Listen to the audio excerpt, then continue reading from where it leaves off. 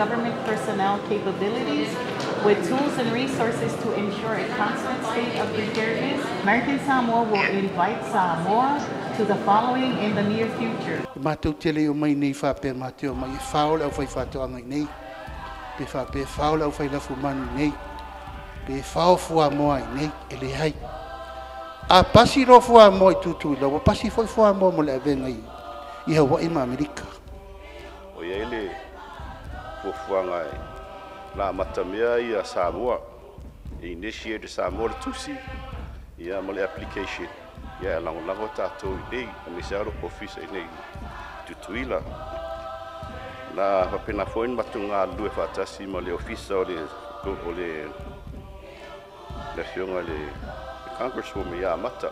I whaina tau expedite le whawhitau i le tupu mai le wao ma le US. Ia peitai na o tau nu atu i sa molwhenga malanganga o atu.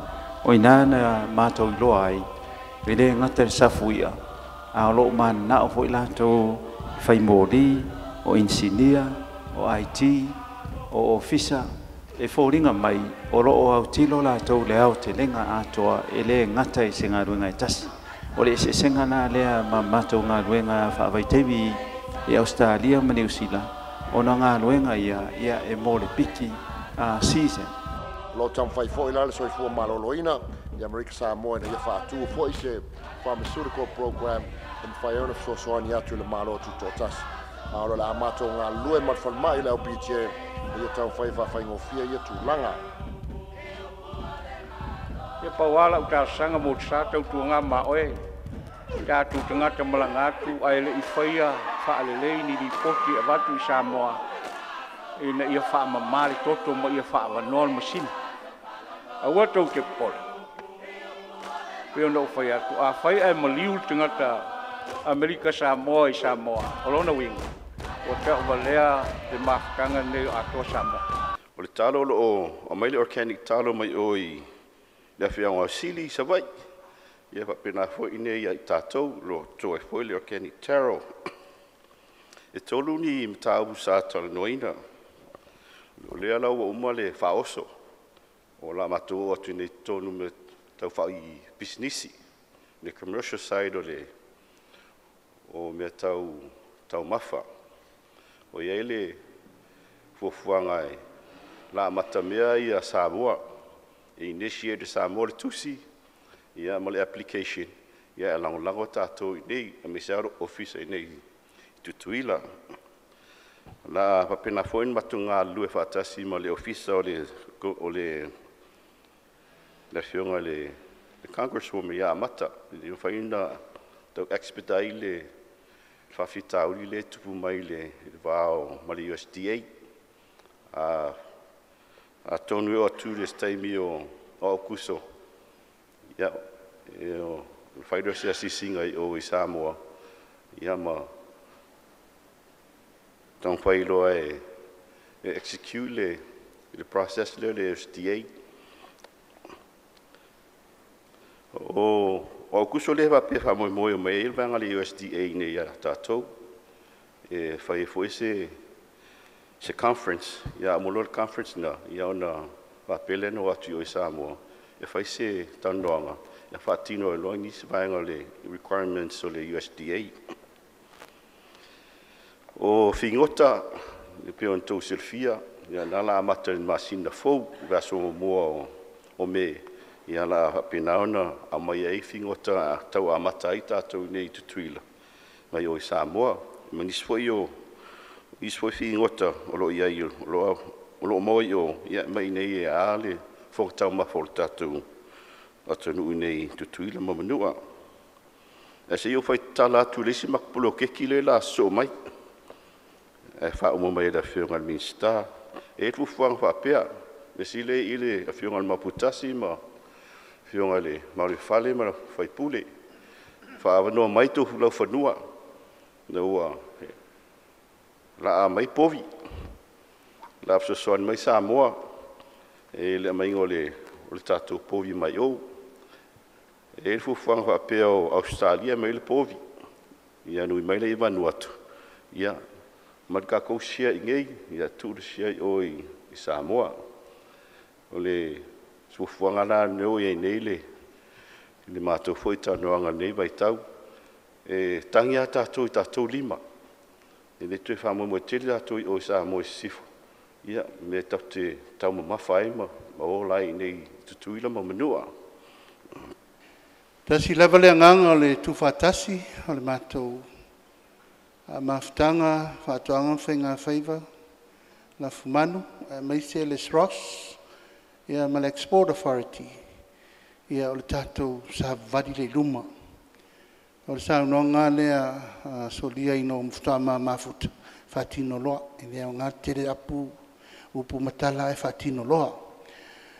O le tūlanga le tātou USDA, lau whionga le riko wana, ma le mamalu le whainga malo.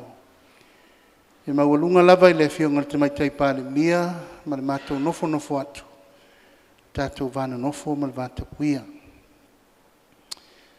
Ono le tūlanga le nei I le maitauina, ia o lo alu pea le tau mawhai mai o tū mua mapu le matoa lia. Ona iai mea mawhain tātou whaia. Ia iai fo I mea tau ana whasiri le malo tele. Vai foi la lasa tō mai tau le mātou pipi ama mai lava. E tau an tātou tara noa mua. Ai mātou tele I whatinoa tū lango leo I Amerika. Ona mātou te teletonu. E iei lava a tātou wa la fua ma le tātou vana nofu. E mawhai ein whawhai ngofia tātou mtaupu. O leo wa tatala tū langa tau whaoso. Tū langa o me umai whao ngāle. Tātou ainga. Tū langa whao ngāi, tū langa o whaare lave ma me whapena. Whawhitai le tū o leo wa mwhainu whai. Ia ui lewa lai na tau alu ma tau toa lia ono le malmalama o le wha au punga. Ia leo wa manino malmalama o le la alu a wha peta tau. Al tūlanga lo la tau wha pisinisi. Ia wa manatu, wa tau lona si ir tātou wa tele. Leo sa no soli o le amatou amatamea. Le amatou tusi sa o loi o le fedro. Ai avatu lau tau langolango. Taimi mua sa o amatou o tau. Iana le lole po ferfai ngā paanga e whai po ipo muni muti. Le mea le la vatu nei. Le amatou koneti lo o le mea o lo iai la tau ia wha pe tauna longo. Ia e avatu le tau tusi langolango. O mea ia e mai ina ia o tau. O le solution le nā u matou teletonu ai. O le tatou whai po iponga le nā.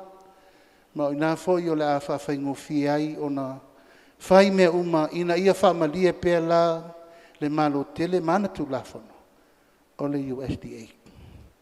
Ia e pe whapenaso mātou langona lau whianga le riko wana ai mātou tele ila la atu I le vau whiriwhiri e tauna wha manino le tātou vana nofo. Ina ia manino mai o ia ua lewa na mawholafola le tātou mawhtanga. O le alawa ni whasi pepa etu e mai o awa lewa nkako whaia. Ia ona iai le talitonunga o le lasanga mua le nā, ma o le talitonunga le nā. O nisi o loa uma e au mai mo Amerika Samoa. A ua iai le I o enga alfa malu le sa tātou walu, ma toa, ma polokai. O isi tūlanga uma tau fuo whae le leanga I e leo mato whai atu. O le nganga o le whai ngā malo, whionga te maitai pānamia tātou whasoa, tātou lufi. Vatu a mai, o se lase me mātou te maua tātou whasoa whatasi. Le whaua mātou whai atu I tūlanga tau la fumanu. Ia, au te loa e whiololo mātou I o e whaisite te leo ele ma me whapena.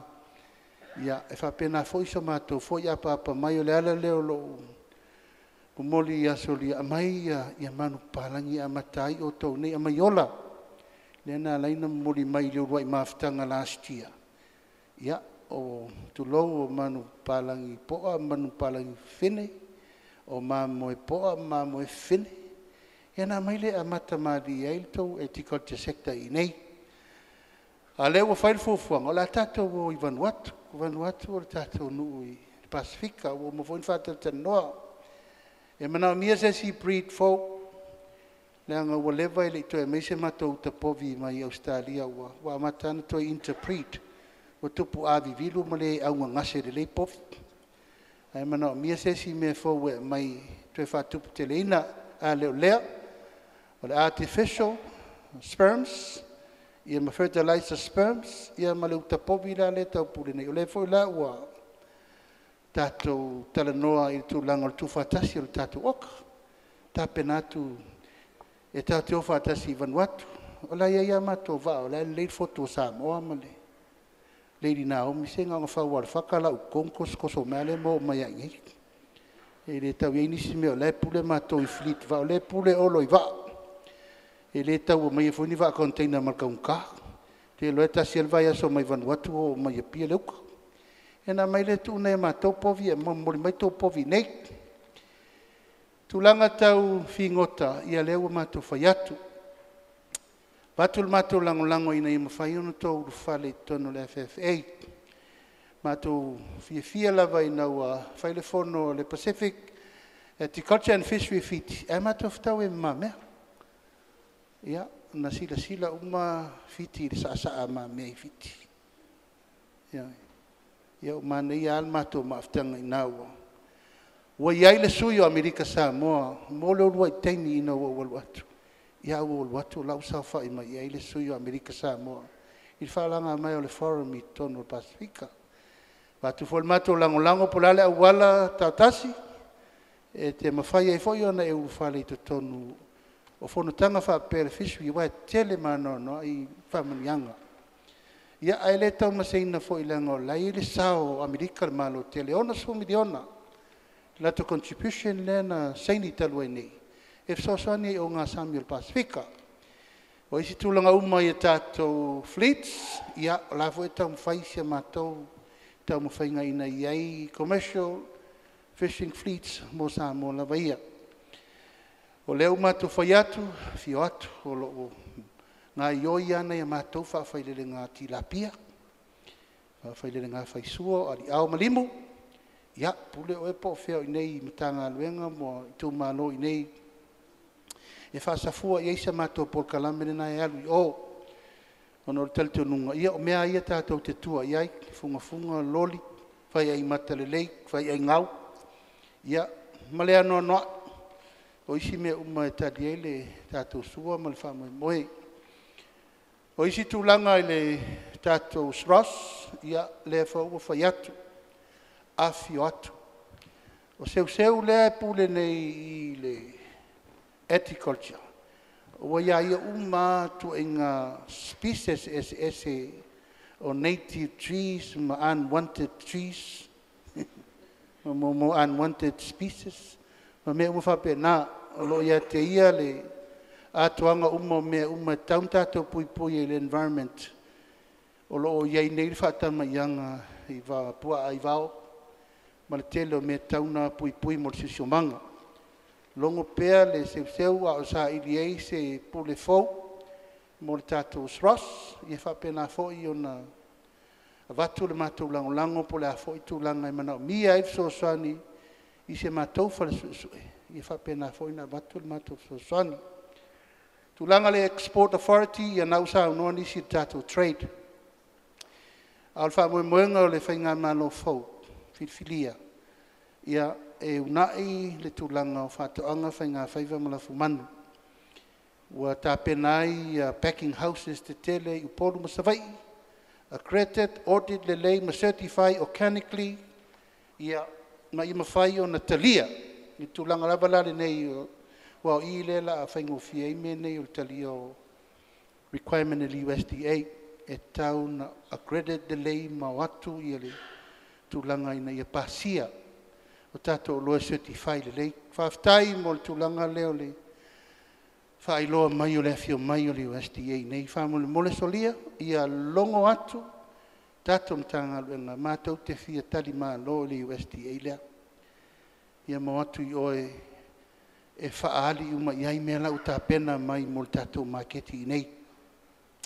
Le whaina e fio atu, e lea ia se pā moa e tere i urufale iai. Lei se pā poa le foi se pā povi tū muampuri. Na e oa isa vai ono lau nau ina ia mai tātou wha moa. E ma mai tātou whaspovi. O lea la, e le i whaingo fie lau sa i linga. Lenga na e sa unolo le awhai, ia tātou o umaloa whai.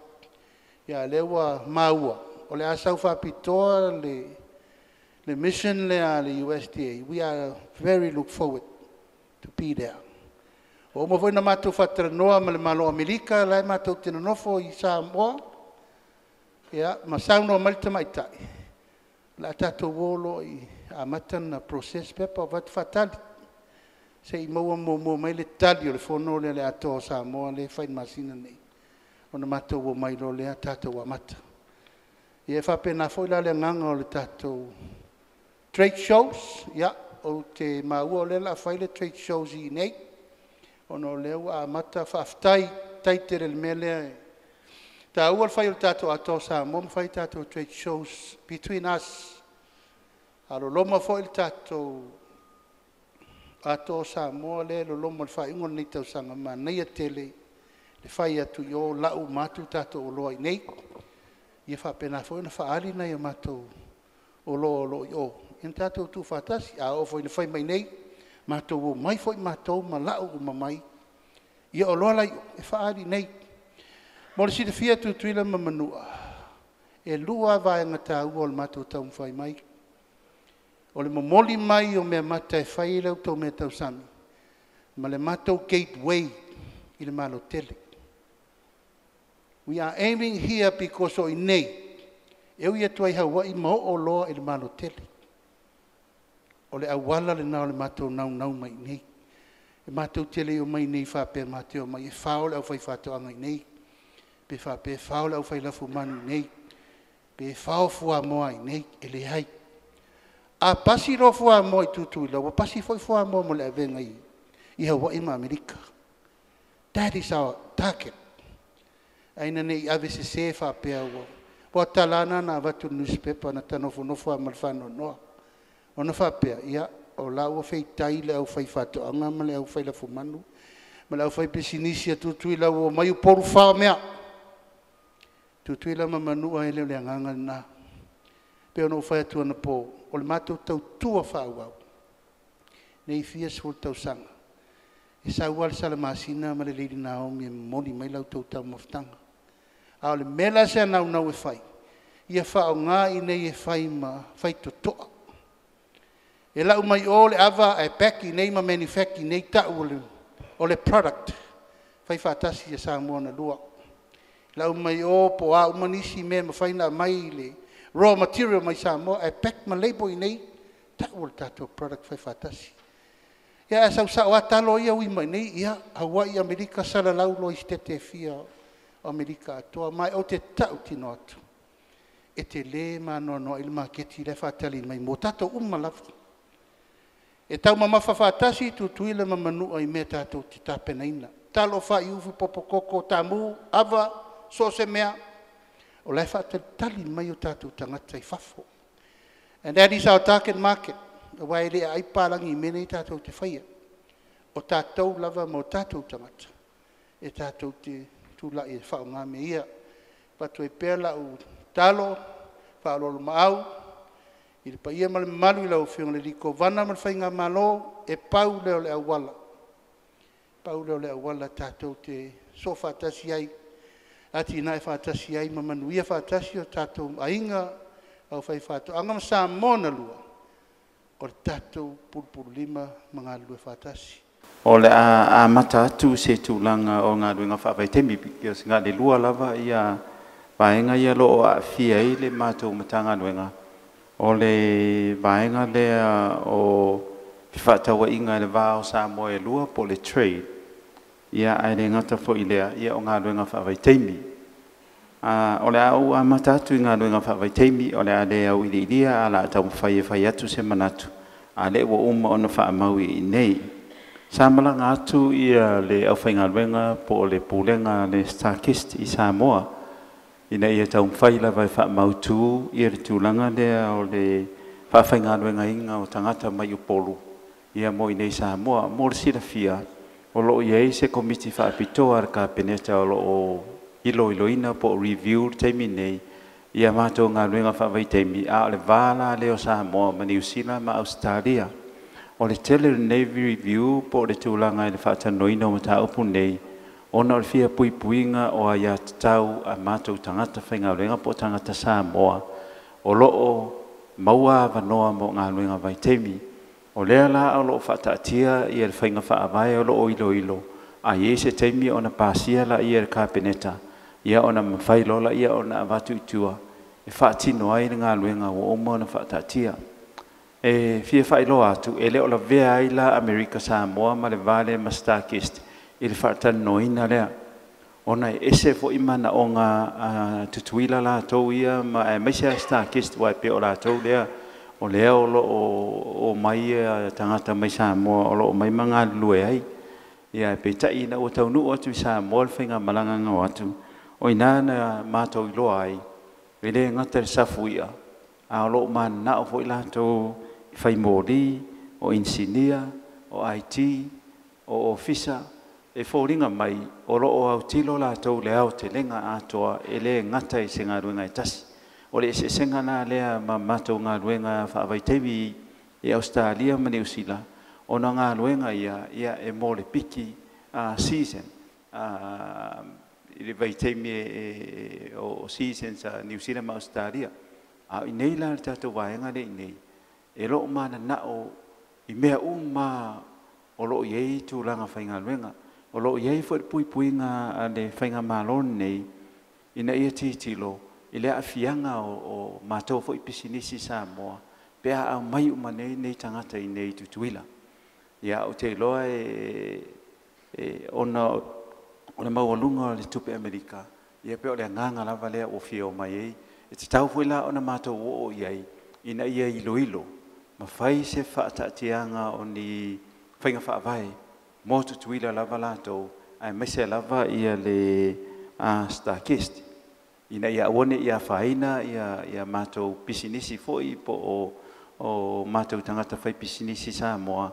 Ia flow pea ia le langa le ese tātou whai numera. E awhi ono se launa ia mātou tangata ia o whainga ruenga i nei. Ia whape o iei nis tangata le ua mai le afo i le au te lenga le fionga i le loia siri. Ia le la fie lopo fe o iei isi le ne ua penga le awhi rua se lau. A po fe lau ta whao i le si wha se lau. Ia pe o le nganga na o le o taum whai ai a o lor teimi ua uma a lo iei fo i le mana onga le o lo iei e tu i tu malo sa o le lava. Lo iei le nganga na ina ia pui tu malo. I le tūlanga e mawhai ona a mai ia mātou tangata whainga ruenga i nei. I lalo pole anga, a le imwhai pole o nuu. Ina ia pui ia i lar tūlanga le o to tele o e o mai nei. Ia masori tūla whono i nei. Ia o tūlanga na i se au te lenga o le ngā ruenga whawhai teimi. O le awa o mai i whiwhatawa inga i le wā o Samoa e lua. Ia o lo iaia le nganga ua te tau o na tātou la le wingo tala move forward I wingo tātou o ia inga I le nganga o whainga malo leo lo ia le whatotua le tua Samoa o tasi por whainga malo Samoa le malam la mai a whionga I minsta whainga o fia me whaingta a yeini me o whaingta whainga malo tau whainga o fia whapopo me o umi a yeini me o umi tele tau whapo ia ave whamanuianga ia I tangata o loo fie maua le whamanuianga. Ina ia maua o mai tangata lau tele le whamanuianga. Ta tala mai whai te toa o loo ta punipuni. O le nganga lea o loo mātou tau whai ei. A eini whai te toa o ta punipuni nei. Ta tala mai. Tala mai mo mātou. Ele ngata whona o ia inga whoi o loo tātou ngā lue ei. Ina ia mawhai o na tātou whewhata wai. I mea o loo tātou whaia. Ona mea fo I tau sirsila iai. Ia e te le tamau ainga o le tupe o loo ngā io iai oto. I loo le mātou tāla. A fua iai. Tau te whainga luenga le 5 minute. Ia e maua le tupe. Mana tangata le whainga luenga I poru. E lua I tū la e whainga luenga. I fito a maua le tupe le te whainga luenga I nei. O le nganga nao mātou. Ina ia tau mwhai. Ina ia tutusa le tamau ainga. Ia maua fo I Samoa le tamau ainga. I lau lava assessment ia I le tūlanga o le minsta whewhatawa inga I le vāo Samoa ma Samoa e loa. A tonu e iwas 5% o ni whai unga e mawhai o na tau whaia. ina ia mawhai e ona tātou ngā lulu e whaatasi. Matutuila. Atono le silima pasene i lalo le whaamalunga le malo te leo Amerika.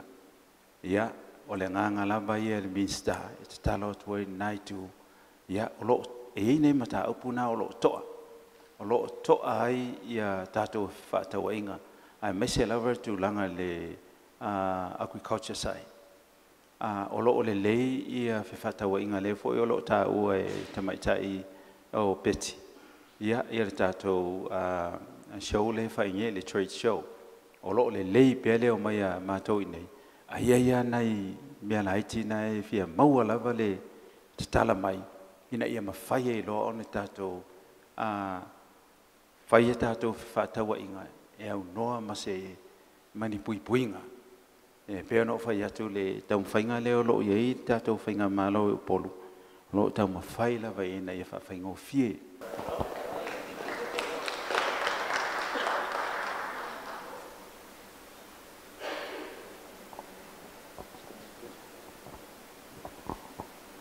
O le mea tā ua lava o le tū whātasia ma toi pio le workforce, le healthcare workforce a malo e lua. Ina e mawhai e fō mai mata, ma tamai tai tausi mai o na whewai le vāle o Amerika Samoa, ma Samoa, ma whai a lato ngā luenga tā wai. O le isi lea tūlanga whaisina mafa o le pharmaceutical service, le foi whaalongo atu e foi teimi tau sioki ai tātou vaila au, il malo tu to tasi. Ia ele ngata ia i lato e whapia foi tātou i Amerika Samoa. O le whalemai le o le LPJ, o le paulea o le authorized agency tonu Amerika Samoa e handlinga le pharmaceutical service i Amerika Samoa nei. O lo tam whai foi la le soi fua maloloina i Amerika Samoa na ia whaatu foi se pharmaceutical program e mwhai ona fsosoani atu le malo tu to tasi. O le amato ngā lue mat whalemai le LPJ na ia tau whai ngofia ia tūlanga. O le tūlanga leo whaamai pipisi, ia mai o lo whewai i tātou vāo malo o tūlanga ia ua loa foi ma lewa na ngā lulu e fo mai mtein tausi mai o malo e lua o lea vatoen wha malo i le awhionga le minister malana ia foi vaenga a wa foi pui ngau o ia tūlanga whawhitai tele. Tasi nei matata po o tanga luenga e se whaamalien tā o Samoa. Tasi alo latu whalemai le infwala au, le anga minister, le anga CEO, le anga whatonsi. Pea latu foi umina nofo le eise fo mai. E avea ia whaasea. Ia e le aisa u whaapoponga lana utala whaapopo i le wholesanga. Ia pauala utasanga mo tsa tautuanga maoe. Tātou tangata malangatu ai le i whaia whaalelei ni li poti e watu i Samoa. E na ia whaamamari toto ma ia whaamanoan masini. A watau te pole. Peo na uwhai atu. A whaia e maliu tangata Amerika Samoa i Samoa. Olona winga. O te uwalea le mawhtanga nei Atoa Samoa. Ia, au te alofa fo te mai tāi pānmi o lana pese a lea walasi tau tuana le soifua o tangata. Ia, le au te whaktai sa uwhai pānmi a. Sia e mena i tofia ia ule mea ai leo aus fo mai. Ai whai met pānmi a walasi. A tofil fo mai e wa aion tanga luenga e sirina leanga. Ai a o tofio oe. O lea o manai ai anu tanga luenga. Motu sa, na lo lato ai o utusi mai, le aso lea la whaile tātou so'o. So'o masani. O le so'o la ina ia tātou no mele lei. Ai le o se so'o e su e se mea sesi. Manuia tere lau sa. Manuia le matom tanga luenga, o le a unofo mai se wai matoi fo ilanga o lea ua le menei le CEO o no lana malanga whaatutope a tai au. Mo nisi wha moe. Ia ele ini si mea wa atoa alita ai ola utala na ia awan i whaamalia ngā tāo tō whilangalo ai ala tō te mai o le mātitalo ma mōtsa ia alofa le tua i whaamalosi oe. Wa tasi nā mea one i whaavaiwai i whaatuatua ia mau le te talo, ma ia e alofa wha maoni le atua, ia e alofa foi tuila i a Samoa, so i fua mo i manuia. Ia, whamalo lava whaftai. Lau whionga i le kovana ma le naitu o le tatou ainga o le Atoa Samoa. Ua tatou taunu mai le si ui o le tatou mafutanga mua o le nei tausanga. Ia, e o lava ona whaaleo le anganga whaftai le alofo le atua ua taulau o le whamoemoe, ma ua manuia le whaangasoronga e pe ona tatou mo le mawina. O le tolu aile nei o tatou wheroa inga, mai atonu e mwhai ona tatou i o e whatasi. Ia, o le ua matana tau a tata mai le tino e pe ona iei le whamoemoe o le Atoa o Samoa. Ai au lava ona mātou whape atu le neitu o le tātou ainga. E mawalunga pēr le whamoemoe i le whaawawina o le tātou ngāduenga whaiwhatasi le nei. O le tātou wheroa inga taruai i upolu. Ia, o le sāsaini e le tātou malienga o le MOU. E pei o se whaawaa lea e lima taita inai ia lo tātou whamoemoe. Ia mamoli mai ai se atoanga o itu matafa o le tātou ngāduenga. Ia o le itu lava e whaalangolango ia lea malienga. O le mwhaiona tātou ngālue whatasi. Ia ai mai se foi le fetali i tu e tau ave o ai lava o tātou i le teimi coordination i le vau tātou o le anganga foi e pei ona whaaleo e nisi foi o lipoti ia ina ia tino mai ia taunu unga ma le lava ua amata ona alia i mai e tusai foi ma le whamauanga le wai e nei i le toi li poti mai o tātou vaenga SS. Ai mai tau ina foi lea o le tātou whailoa i whaavao malu. Mai o le nātula foi o malu. Ia o tātou e halua i lunga o tūla whono. Ia o tūla whono e au ngā whatontono ai o tātou wala.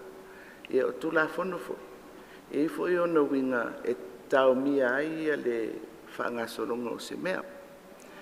Ai o i tū mai e lau whionga i le kovana. Ma le nai tū o le tātou ainga. Ia whapea fo i le mātou sunga whono. O mea lawa i whea ngai ma tātou o malo. A tātou o atu i lea taimi. Po tāle whea ngai a tātou tūla whono. Po tāle whea ngai i ala o mea. O lo o tātou whaatino i nai a tātou ngai o inga. A le wha moe moe ai o so se whainga malo. Ia savali lava le porkalame ai mese le ati nai. Ma le turi loa o tātou taunu unga ia e o lo mo mia o ase manuia o tātou tangata.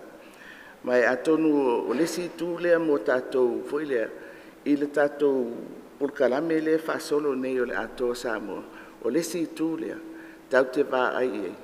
Foi lea, foi lea o le leia tātou approaches, o le leia tātou processes, ia foi lea e langolango ina hilo tātou whamoemoe. O le maitau ina i le sauno mai foi o e sa tuina mai ali poti o vaenga SS.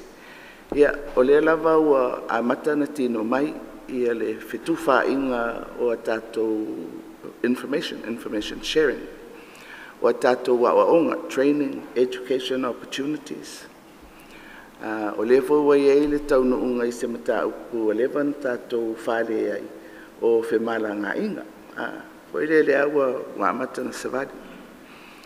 Le ua tūlai mai ia le whetalolo ai o tātou tangata whaingaluenga pe o na iei a tātou audits, ia ua auditors ia ua recruit ele nei tu ia ai le tau mate o le afa pena fo yo no fa wa i pele fa fa ngalo nga ina i se taimi umi ai fe tu fa i pe fe nga solo ia tatu au fe ngalo e tapu e ai ia se tulanga o lo iai matou Samoa ia po o tou fo i nei i Amerika Samoa tatou talanoa umi i tulanga o mea ia o certifications mai la langa mai e mata upu o standards and compliance o isi mea ia o te iloa e leo se mea e tupu vabe ai au na tatou mafaufau iai awa o isi fo i mea ia e toa ai ia la tatou ngaduenga mai tawina i le lipoti mai ia o isi tu tāua o le tatou ngalue fatasi o le avea lea o fea lava le tu o tatou e avea mawhaamalama po whai tutoa tatou te uru fale atu ai i ni whaala po pitonga po ni por kalame e mawai ia le whaamanuianga mo tatou uma ia e whai lava ma whataitainga o whaala po pitonga whai tūlangi o le Pasifika le sa tatou talanoa ai mea tau immigration o mea tau fisheries e ese le tele o sectors o lo iai whala tonga ale i tūlangi ia e whapena o nā o ngā ai le whauru whale atu ai ia o le tua Amerika Samoa ia o tau foi i lau tau foi whisota inga ma le malo tele o Amerika tele foi a vanua e ono tatala mai e au ngā mo tatou uma ia o whatau inga o le si tūlanga tāua lea pa whapele tātou te tiro le whatupu o le tamau a inga mai o lea wa amata o na tātou tiro i awala whatino le tātou trade show e pei ona iai ia ele tau mate ele ngata o oloa i whatau inga ai o au nanga foi for example services leo tātou mai tauina e mo mia lava i a company audits i nei a auto i o mātou i o tele na wā mātou company this is an opportunity i le need o lo ia i le need to but this is private sector you know I mean e mo i o le wo mai e mātou sui mai le official o le mātou auditor but i services lava ia that are provided by the private sector o le si sector lana atonu e ava no tele mai mo tātou i nei Amerika Samoa o le na tā ua e pesta ia le collaboration for ia tātou tourism authorities o te iloa lata mai nei sa iai le tāpenanga i Amerika sa aua ia tu uma iai sui o tou ma sui o mātou ia le foi la ua maua le ava noa e wala aulia mai ai o atu ia i o tou sui i le mātou i tu i le anga i atu lea i New Zealand ma Australia ma isi destinations that are traditional destinations ia mātou atonu e au ngā fo i lea mo le whaatupula ia o ava noa whai o le idea lea e whai le kako joint campaign e whaalau i roa atua i a Samoa e lua mo lea fo i tu o metau tourism e pei o sa u whalongolongo lea i se au te lenga i le tatia mai lea wa amata ona tino mai lea nganga lea tātou te fia maua ina ia fo i lea maua tau nuunga that we get the outcomes that we are looking for lau fionga i le kovana ia o se talo sanga o mātou nei e Talimalo i le tausanga fou i taitai o malo tau pulenga e 5 ia sui awai o le whaalaputonga lea o se fono e telena wa mai e whaatalo sanga ina se fisoaswani atonu e maisa mātou tusiaro ia te lewa alele e whelele mai e taitai. Pe maua se awa noa i loutou malai wa alele e paka ia wa alele. Ia na whaingo whiele e whelele i atu e piki a lato taitai ma toe o a masalo lau whionga e whao o mai se tarasanga alua ia mai le laitu o le tātou a inga. Ia, ai e fo inisi mea mātou te asamo mai e le mātou talinga malo. Ia, a tonu e taulata la tātou. Ia, e pe o le melna ua mātou wawe fia whaelo atu whaonga aile nei a vanua. Ona o se Fonotaga tele o le au suia i le mātou i tū. Whai watu sa mātou whamatalanga i le tūlanga ese o le nei fo i whainga whapaanga ua tātou whaia. I le vāo Samoa e lua, ma o leo ato e whaingoa ina a alua ia i le tātou lua i whono i nei le tausanga unga vai i le Atoa o Samoa. Mai atonu o se paanga e tūlanga ese, ona e tasi lava tātou. Ai ona o le tala whaasolopito le lalulangi ma whainga o pūlenga. Ia, ua whapea ilo tātou no nofo. Ai le mawhai lava ona wawai ese ai o tātou o le tino ma le toto e tasi e pe ona malia i fōi a sauna ngā lau fionga. Ia, manisi fōi o toto. Mai ona o le tūlanga ese fōi o le nei a tuu whaatasinga. E tau fōi o le tūlanga ese ni mea tutupu mai ai. Ia o tātou whaelo atu. Fōi lea o le whaavai o se oni tangata. We are the same people. And we might operate as different administrations. But e losi lava le tātou whiso o tainga lea. E le whapea o le tāua o le tāua atu istangata. Ai e mua na tāua mo tātou lava. Pe whai mai e le whai whai au ma le whisiria Iesu ia simona. Ia pe te alofa ia tea. Mana ia fo ia le whai au o le netai au. To e whaamanatu mai e le nātūranga. Ia ai mai se le tātou to e tepa i tua. I le whaavai mai o Samoa.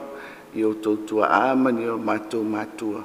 Ia, ma le tausinga pe o tātou ainga ma whese o tainga o lo whape nao na whaau. Ia, whai ua tuaisa mātou whaamtalanga e whai ia o masui o le mātou au mananga atonu e fo isi taimi o mua pe a tātou to e whiofowhai. Ai mō le Fonotaga lava le nei. Whaftai tele i lau e whionga i le kovana, ma le nai tū o le tātou ainga.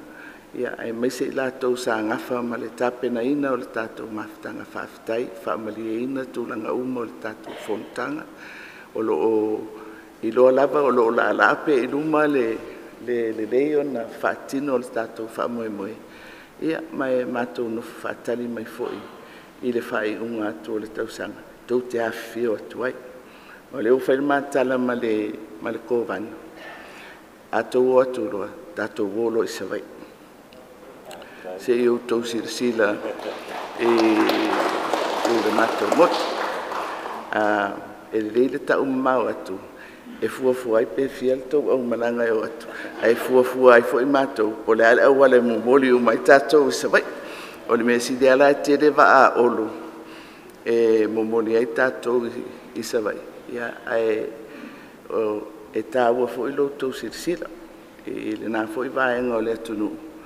Ia lai ata mai ai le tau loia sili. E le leo le au o i lona ai ngai i sawai pātou awhio atu. Ia ma oto uma wai tere oto e tau pito sawai. Ai o le whaafitai le nā i lau whionga i le kovana ma le naitu o le tātou ainga ua whaamali eina. Ia le nei usu ngā whono i mātou uma mai i tumuampuli. Ia whaafitai lava mō mea uma, mō le Fonotaga, le Talimalo, ia, ma le mawhitanga. O te loa lava i ate au fo ia, ai baba ai atu fo i lautou fo i mio whatasi.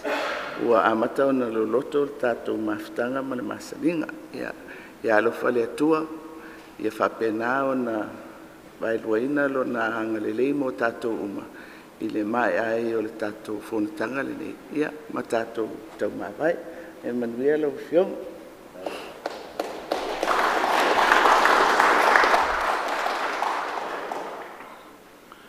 O te langona ua whai ui u tātou ato Samoa. Ne fōua whalonglong manino i le tuleinga i lana whionga le tamaitai Palmia. I o le nganga lava o le whawhtai. Ia whawhtai fo i le tua i le nei aso. Ia o aso e lua o tātou mafuta whailoai. E tu whae. Ia ua lava se manuia Samoa e lua. Ia le vi inga e whafo i le tua. E o te nofo pea lava mo o mawhauwhau. I le anganga o le alofa. Ia o le anganga fo i o le titi whaitama i laua whionga. Laua whionga le Palmia e meise le malo Samoa. O le upumoni. E le whiangai Amerika Samoa ma le malo Samoa. E tūlanga o whainga malo. O Samoa e whiangai ma Amerika. I le tutuunga lava o whainga malo. E le tanoa le wheroa i le mafuta lau whionga. Ma le kovana o Amerika Samoa. Ao lau whionga anga i le Pristine. Ma lo whainga malo. I lunga i le mātou foi. Whainga malo ma Amerika ai peitai. Lau whionga le Palmia. Ia wa e silsilei fo silsilani. Ia e leo nisi fo Amerika Samoa. Pe ia saunoanga ma whetalainga ma tātou whamtalanga. Le aso mo le aso. Ta ua lava i tasi. Ia o ai fo i mātou na mātou nofonofo atu. Wa e whaelele ai tūlanga lava o whainga malo, ta o toia o tō paia, mo tō mamalu, tō ma Salafa i le anganuu mo le atunu. Alo tano atu tūlanga o whainga malo, o na avatu leo le anganga o whaftai. Whaftai lau a whionga, whamalolo mai, ia mautu ma le lei le tātou maftanga whaa Samoa. Ia wale apa lava nisi tūlanga. Tai foi le a whio mai o whionga i minista, ma tai o whaululunga o mtanga aluenga se le malo Samoa. Malo whaftai, lo tau alofa tūlai. Ia ma lo tau alofa mai, ia Amerika Samoa malana whainga malo.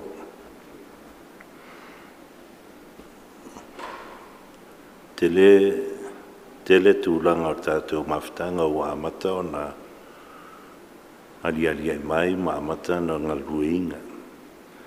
Wa toile nganga o whaftai, i le whina foi tū, i e whapena foi le nei tū. I le tātou amatanga mai le Fonotaga mua, se i o mai lava le Fonotaga i le aso le nei. Ia oa, iai tūlanga oa whamautū, ia pei lava on tātar noa mai le amatanga. Ia leo tō lau atu nisi fo i lana whionga i le tamaitai Palmia. Ia o le atoanga fo i o le tātou ripoti o nāo lo ta oto. Ia o stemi o le tau silisila i le i tustusinga ma whamaumaunga. I tātou Fonotaga i le nei tausanga i Amerika Samoa. Iei foi le polenga na mawhasoa malana whionga i le tamaitai Palmia i e whai foi o ina ia o i nei. Ia ma le whatou whala inga foi e tātou te mawai silisila toa iai i le malo la usfono o le Atoa Samoa. Salo e whawhaingo fie le naitu ia ale nei tu o Amerika Samoa ia watu e foi le anga whaftai i lau whionga le malu al fono i lau whionga le malu al fale ia o le sentoa il maota maulunga Amerika Samoa lau whionga amang na fono mais foi lau whionga ape ia o whaipule o le maota sui filfilia o se o mātou atanu. O le se senga o tātou pe o nou tau silfia. E tasi o tau, e tau lua mātou, o le winga lau whamtalanga. Ia o tau whioga e minista, ia o tau lava o sui o le palmenge, ia o tau fōi o taitai, whaurulunga mtanga luenga au mātou, i leitu, ia nā whaurulunga mtanga luenga, whamalo stu la fono. Al mea leana, ia e sianganga i le whiomai o lana whionga le ko vana lutena ma le nei fōi tū o le tātou usu ngā fono. Ia e le lei fōi le whiomai lau whionga whaiwai, ia ai meisia whionga i whaipule, oi, ia o le loatu le meisia tō whionga i whaipule. Ia e o mai e tātou te sofa, lau pule whātasi.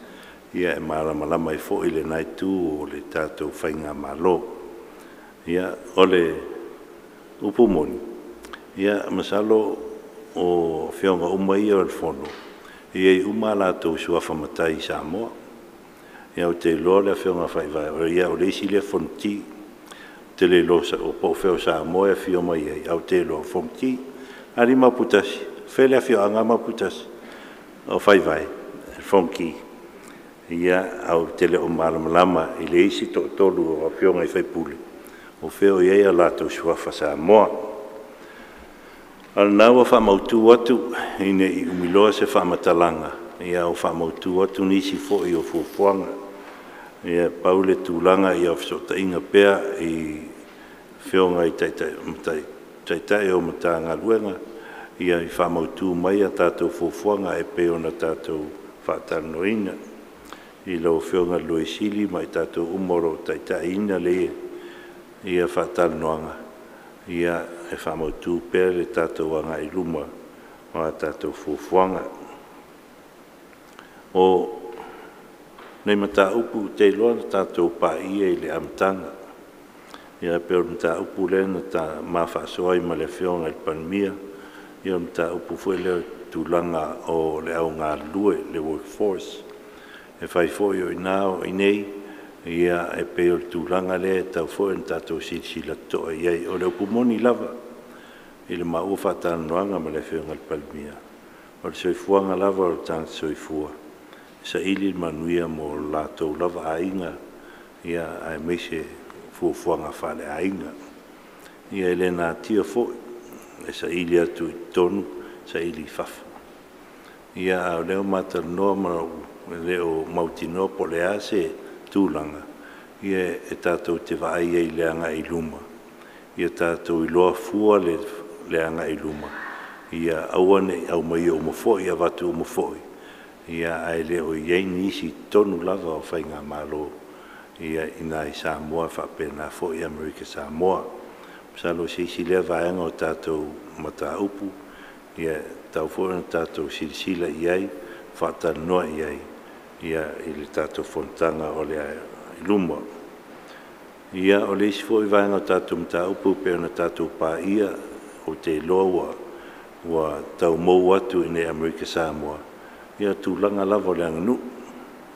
I te funga whau whale se tūlo. Ia whai whale Samoa fo ia whartele, Talimalo.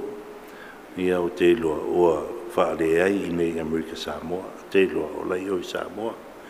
Tūlanga umana e tau fo in tātou whatanoina. Ia awa fo ia leanga i luma i tūlanga o le anganu. Ia matalonga whaavā o malo. Tātou te ua o tūlanga whaingo fie i o tālonga. Ia sa loa e tau silisila iai. Ia awa fo e le tātou sotanga ia so uma o tālonga ia. Ia o me tūlanga lawe whai ia so uma. Ia o me uma nai tātou te stoe taula iai le Fonotaga o le asau. Pe a matafo e na whatanoa tu le vāo Fonotaga. Uma nei fono. Ia tātou te whatanoa lava. Ia whai lava o mwhai. Ia o manuia i le tūlanga o le wha moe moe. Ia malia iai lana whionga le Palmia. Ia ma tātou nei Amerika Samoa. Ia o me whaingo fie o atu le isi Fonotaga. Ia o tātou amatafu tūlanga whapena.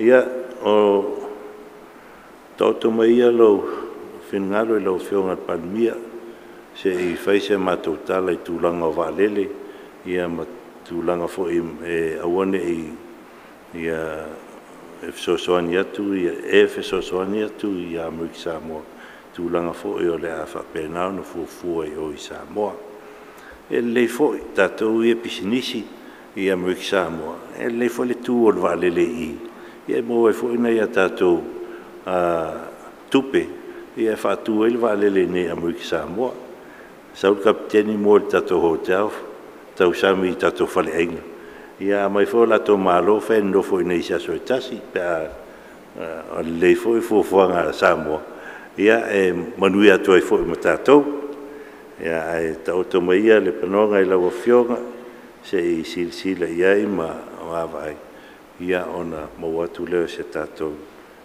tali lata mai nei ia ua ngalo le vaenga fo I tātou le Chamber of Commerce oi nei Jason oi loi nei ia whaftai su mai e o te mofo leo mai e le au vaenga Chamber of Commerce le au whai pisi nisi ne Amerika Samoa ia al mesili leo tātou whatastasi ia ma tātou tāpena anga I ruma ia e isi a tātou fuafuanga ia ua lava le manuia o Samoa aftai atu ua te lia le tausanga I tūlanga o le tātou Starkiss ia e mese fo I tātou Terror Chips ia leo whaalongolongo atu ia ua maalia mai Samoa ia e whaatangaina o na whaatau I oi Samoa ia pei fo I tūlanga ua tātou tāpena anga iai ia o nei aso ia e whaia o masui o le malu o le malo Amerika Samoa I tamaia me se fo I tina ia e watoile ngā whaafitai nei aso ma le tātou tāpenanga whaafitai le saunoanga manino I laua whionga le palmia tamaitai palmia whaafitai fo I le awhio mai I tau whionga I minista ia e meise whaululunga ma tānga luenga ia lau whionga fo I kansula ngā tau ngalo se uso whata ia whaafitai fo I le tātou maafitanga I le nei aso ma le aso ananafi taliu fo le uta ia lofa le tua ia whaafuoloa lo to soifua maua le malusi maua le poto ma le tomai ia e tautua I pēr ia le tātou o tenu whapena fo I ala ia whalaolao ala ia taunu manuia ia inga lo whaatali mai ia manuia le tātou Fonotaga le nei aso malona whai unga ia manuia fo o te langona e o whionga le palmia o le tu ngā waa o le astonai ia e finangalo lava e tātou silsila ma mātou matamata I tu ngā waa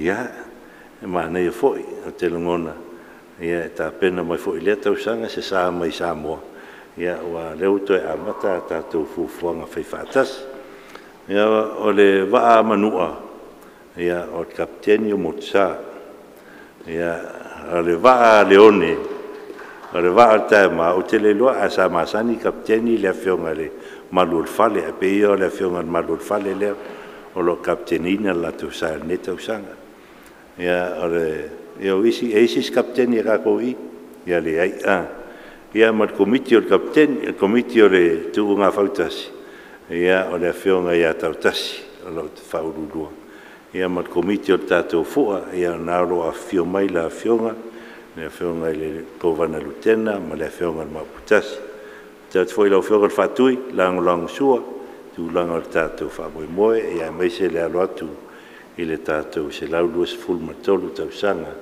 whamanatuina le tātou sotanga ma Amerika manuia le nei aso manuia foi fuafuanga lo toi whaafitai